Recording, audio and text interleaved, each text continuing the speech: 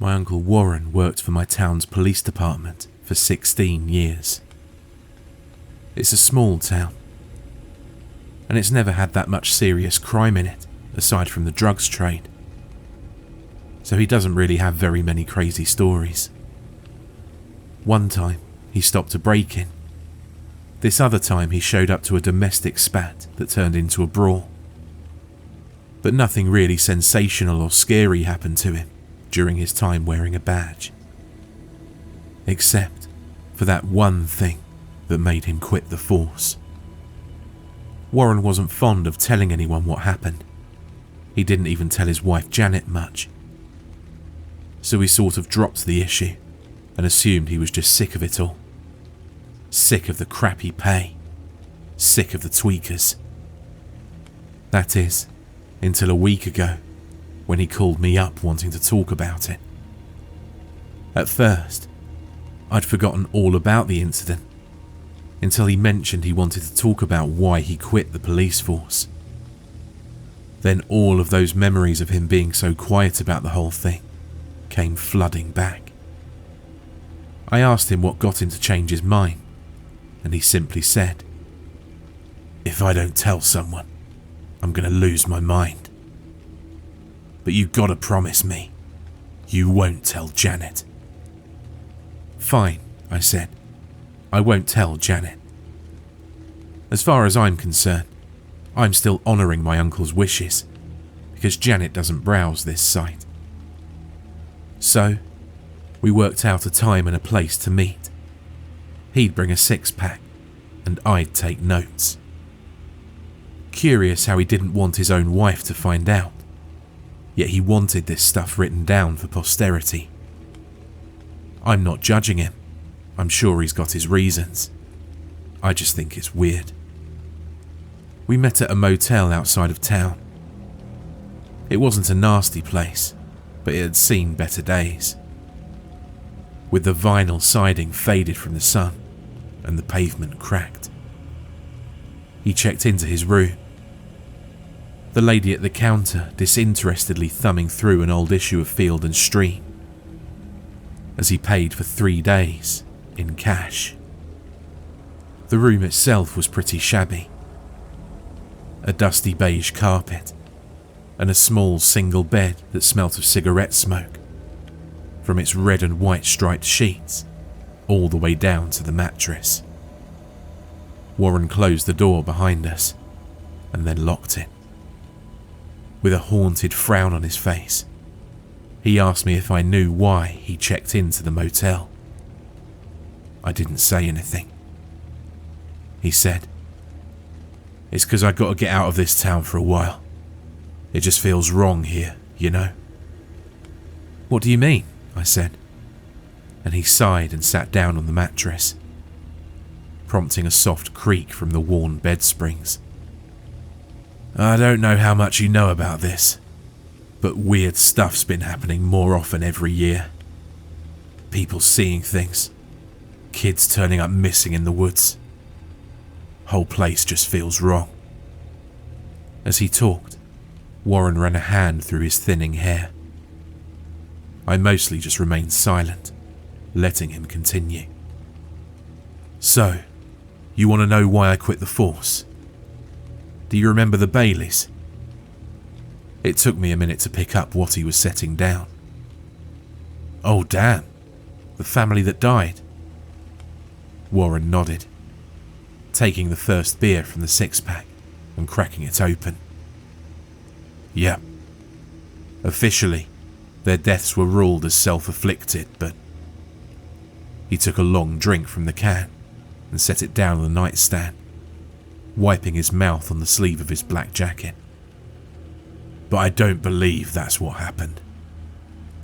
And so, he told me the story.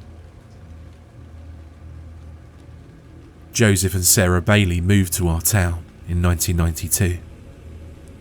Their son Martin was just an infant at the time, and their daughter Hilary was only 4. Joseph worked real estate, and Sarah was a stay-at-home mum, and they seemed like a perfectly normal, happy family at first. That all changed in May of 2002, when both Martin and Hillary were found dead in the woods. Apparently, the family was on a picnic, and Martin had wandered off and fallen in, and then Hillary ran off after him. They were missing for a week before they were both found dead from exposure some 2 miles off from where they'd gotten lost. We questioned both of them, and they were absolutely gutted by what happened. Sarah was a total mess, blaming herself for everything, while Joseph kept reminding her it was an accident, that it was his fault. Even when everyone knew it was just a tragic accident, they still acted like they'd straight up murdered their kids. It was horrible, but there was nothing anyone could do. The funeral came and went, and after a while, Joseph and Sarah seemed to have adjusted.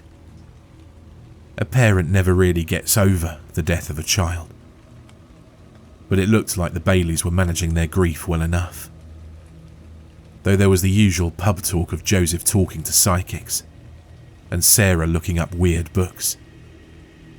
But most of it was treated rightly as bullcrap, you know. That is, until the both of them just stopped going out. Around 2006, they showed up in town less and less.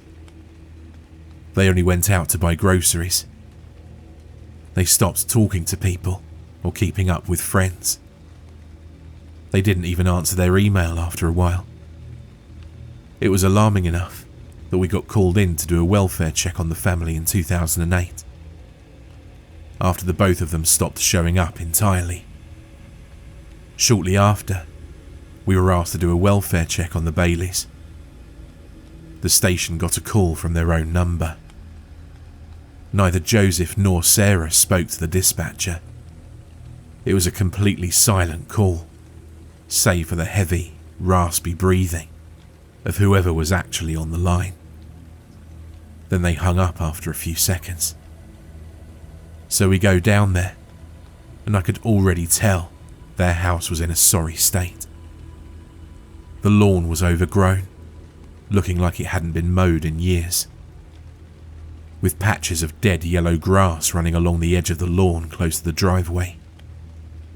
The windows were dusty and dark, with the curtains drawn on all of them. The mailbox was empty, with the lid hanging open. We walked up and knocked on the door, receiving no answer. So we knocked again, even called out to them, and there was still no answer. After a third attempt, we just forced our way in.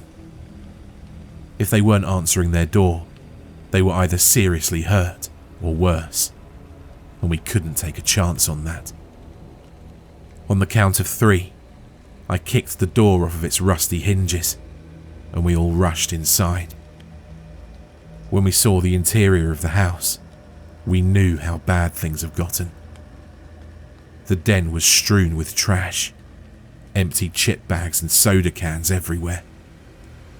The TV was off, with the screen wearing a thin, grey film of dust, like no one had touched it in a long while. There was a bitter, almost chemical smell in the air, and it was so overpowering that one officer had to step outside for a bit and catch his breath. I called out for Joseph and Sarah, once again receiving no answer but the echo of my own voice. The whole house was dark and dusty. It was the first time I had to use my flashlight during the day, in fact. We split up into 2 groups and did a sweep of the whole place. My group searched downstairs, the other upstairs. The kitchen was just as neglected as the rest of the house, with piles of empty dishes in the sink, cupboards full of expired food and cobwebs. When we reached the parents' bedroom, we were fully expecting to see their dead bodies. With the state of neglect around the place, it was clear to all of us that there was absolutely no chance of finding either of them alive. Yet, The bedroom was empty. The bed was neatly made. Nothing was missing from any of the drawers or the closet. Where the hell were they? Then, I got a call from the upstairs team on my radio. "We found them," he said. "You're going to want to come and look at this. It's goddamn crazy." We regrouped at the top of the stairs, and Richardson led us to a room at the far end of the hall. It turned out to be a child's bedroom, or what remained of it. The cloud print wallpaper was covered in these weird symbols, drawn with a black permanent marker. Richardson identified some of them as alchemy related, but for the rest of them, he didn't have any idea what they were or meant. Joseph and Sarah were on the floor dead, with a blanket draped over them, covering their upper bodies. From the smell and what we saw when we lifted the sheet up, they must have been dead for a few days. One officer walked over to the closet and then turned to face the rest of us. "See if you can explain this," he said. And he opened it to reveal a department store mannequin. The mannequin was painted a glossy black all over, with the same symbols that were on the walls painted in yellow and red all over it. It wore a hand-carved wooden mask, decorated with glued-on beads and feathers, with little strands of hair attached to it in a makeshift wig. Bright green eyes with black pupils stared out from the mask's eye holes. And if that wasn't weird enough, the mannequin was dressed in articles of clothing from both of the kids. Richardson turned to look at me, and it was the first time I saw that man genuinely scared. "Must be some occult stuff," he said. Behind the doll was a crude altar fashioned out of an old desk and decorated with old photos of both children and more of those runes. Then, we all felt this intense and hateful presence looming over us.